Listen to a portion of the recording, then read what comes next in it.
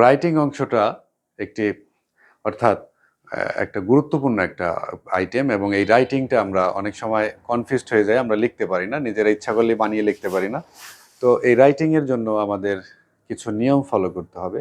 তো তারই ধারাবাহিকতায় আমরা বিগত ক্লাসে আমরা লেটার এবং ইমেইলেরটা পড়েছিলাম বা দেখেছিলাম।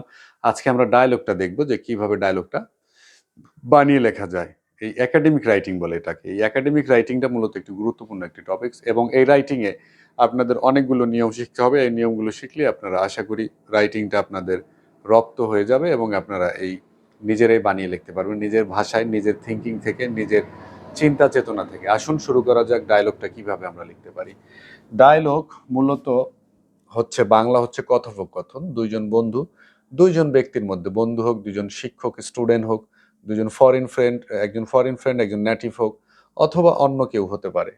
আচ্ছা, একটা টপিকস নিয়ে ধরুন রাইটিং আপনার ডায়লগটা আছে, ধরুন আপনি যে ইম্পর্টেন্স অফ লার্নিং ইংলিশ। আচ্ছা, ইম্পর্টেন্স অফ লার্নিং ইংলিশ প্রথমেই যদি আপনার কোনো নাম দেওয়া থাকে যে না এই দুইটা নামের মধ্যেই আপনার ডায়লগটা লিখতে হবে, যেমন রহিম করিম এবং আলোচিত রহিম করিম আমরা জানি বইয়ের ভাষায়, এবং হতে পারে অন্য কোনো নাম রানা রনি, অথবা অন্য কোনো নাম হতে পারে XYZ।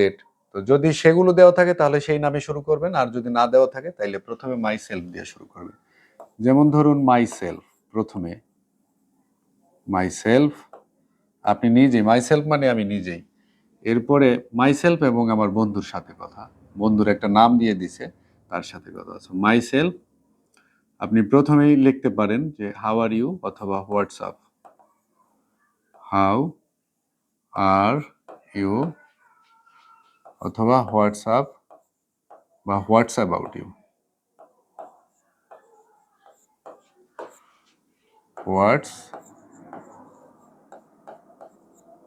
What's about you, about you, এবং ইন্টারোগেটিভ চিহ্ন হবে, যেহেতু আমরা প্রশ্ন করছি যে তুমি কেমন আছো, তোমার কি অবস্থা, কি অবস্থায় আছো। তো এরপরে দেখুন এখানে সাজিদ, সাজিদ, সজীব হয়ে যায় আমার নাম। আচ্ছা, সাজিদ বলল, সাজিদকে জিজ্ঞেস করা হয়েছে, সাজিদ বলল যে আই অ্যাম ফাইন বা ওয়েল, আই অ্যাম ফাইন বা ওয়েল। এরপরে উনি আবার জিজ্ঞেস করবে কুশলাদি আপনার যে অ্যান্ড ইউ, আপনি কেমন আছেন, অ্যান্ড ইউ। আচ্ছা, এরপরে মাই সেলফ আমি বলবো যে আমিও ভালো আছি, আই অ্যাম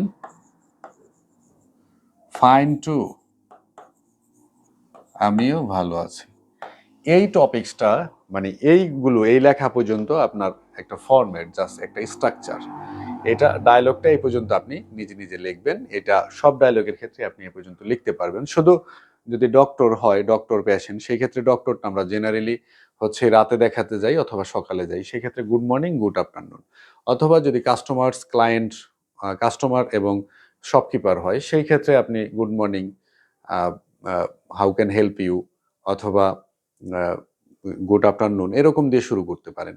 ঠিক আছে, তো যাই হোক আমরা একটা জেনারেল একটা ফরম্যাট দেখি, তারপরে আমরা ওই ব্যতিক্রমটা আবার আলোচনা করব এরই ফাঁকে। আচ্ছা, ফাইন টু, এরপর আমি জিজ্ঞেস করব যে do you know, do you know the importance of learning English. এই যে মূল টপিকস আমরা চলে আসছি, এই টপিক্সটা অন্য কিছু হতে পারতো, সেই টপিক্সটা নিয়েও আপনি এইখানে প্রথমে প্রশ্ন করতে পারবেন। এখন যেহেতু আমরা ইম্পর্টেন্স অফ লার্নিং ইংলিশ সেটা আমরা প্রশ্ন করি। আচ্ছা, importance, do you know the importance of learning English. আচ্ছা, তুমি কি জানো যে ইংরেজি শিক্ষার গুরুত্ব।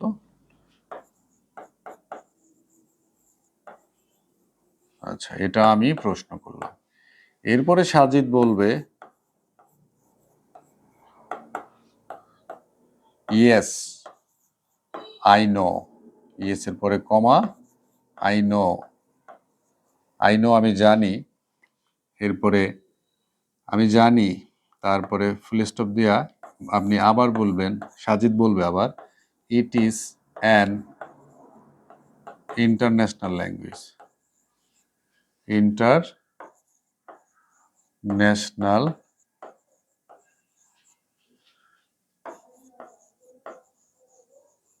language. It is an international language.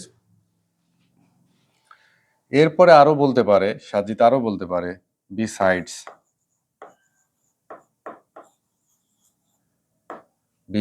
দিয়ে কমা, it is the best platform. আচ্ছা, it is the best platform to communicate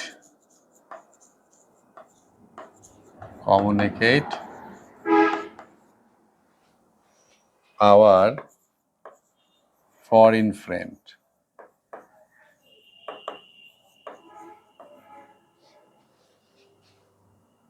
Foreign friend.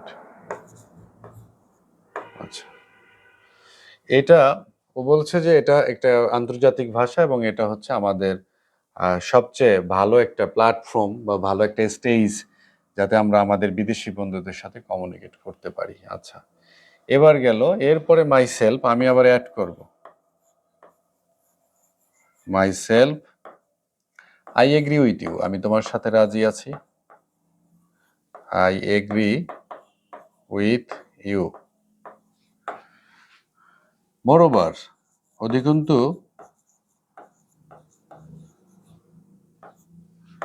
we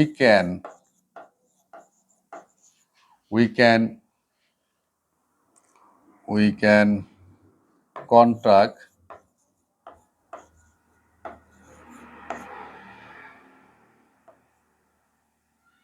আচ্ছা, কন্টাক্ট না দেই, we can communicate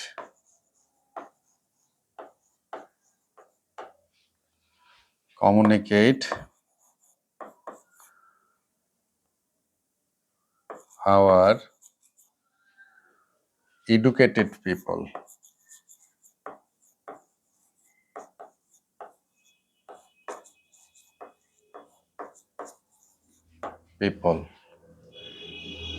এছাড়া আরো বলবে যে if we know it, আমরা যদি এটা জানি, ইট বলতে ইংলিশ, আমরা যদি এটা জানি তাহলে আমরা কি করতে পারি? এখন আমি বলবো যে I shall get good job in the international level. National international দুই লেভেলেই। ইন্টারন্যাশনাল স্টেজ, লেভেল না লিখে আমরা স্টেজ লিখি, ভালো ইংলিশ জানলে। এরপরে ওর কথা একটু আমরা কমাই দিই। এরপর সাজিদ কি বলে দেখুন। সাজিদ বলবে এক্স্যাক্টলি অথবা অফকোর্স। আচ্ছা, এক্স্যাক্টলি। তারপরে ও আবার অ্যাড করবে যে ইফ উই, আচ্ছা আচ্ছা, ইফ না দিয়ে আমরা প্রোভাইডিং দিই, প্রোভাইডিং ও যদি, providing that, providing we learn it মানে ইংলিশ প্রপারলি,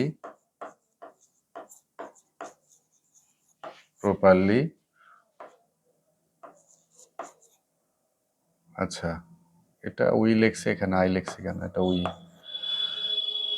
উই ক্যান গো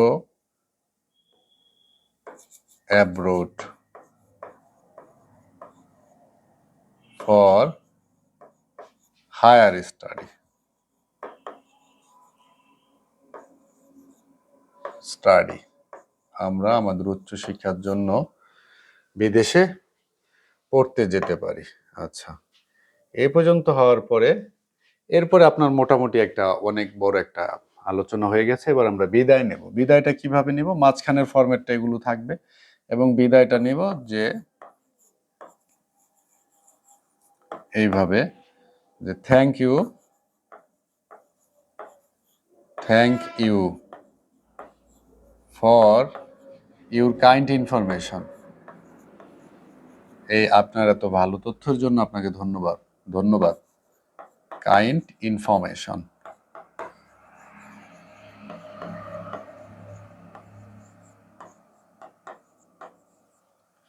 এবার সাজিদ আবার কার্টিসি দেখাবে।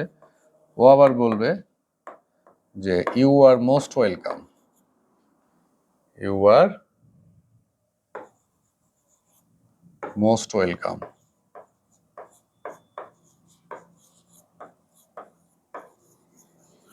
এই হচ্ছে ডায়লগের মোটামুটি একটা ফরম্যাট, অর্থাৎ বলা যায় যে অ্যাবভ অল এটা একটা ফরম্যাট। এই ফরম্যাট অনুযায়ী যদি আপনি লেখেন তাহলে আপনি ভালো মার্ক আর্ন করতে পারবেন, ভালো মার্ক পাবেন এবং মাঝখানে আপনার যে টপিকস দেওয়া থাকবে সেই টপিকসটা আপনার কিছু আলোচনা করতে হবে। যেমন ধরুন এখানে এখানে আমাদের ছোট হয়ে গেছে লেখাটা। এখানে এই যে how are you, what's about you, I am fine and you, I am also fine, এই পর্যন্ত ফরম্যাটটা একই।